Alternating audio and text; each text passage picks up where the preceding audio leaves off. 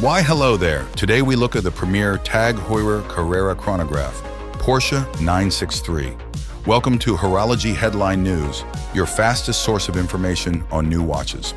Yet another week, yet another limited edition watch. TAG Heuer has put the pedal to the metal on the long-standing partnership with Porsche. The designers didn't hold any punches here. In fact, they kept punching even when the opponent was down and unconscious. There's a lume-infused Porsche on the bezel and, because why not? There's Porsche on the side of the case, with the 963 on the bottom lug thrown for a good measure. And yes, you guessed it, there are only 963 of those watches available. Porsche 963 is a new hypercar designed for endurance racing. It has premiered in 2023, and on this very weekend, as of the time of this video release, it will take part in the legendary 24-hour of Le Mans race. Have you noticed the red marker on the 4 o'clock?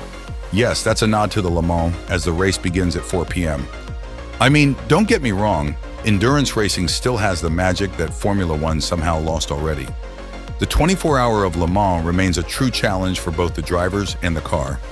TAG Heuer tries hard to capture the ambience of endurance racing in this watch. But maybe, just maybe, it tries too hard.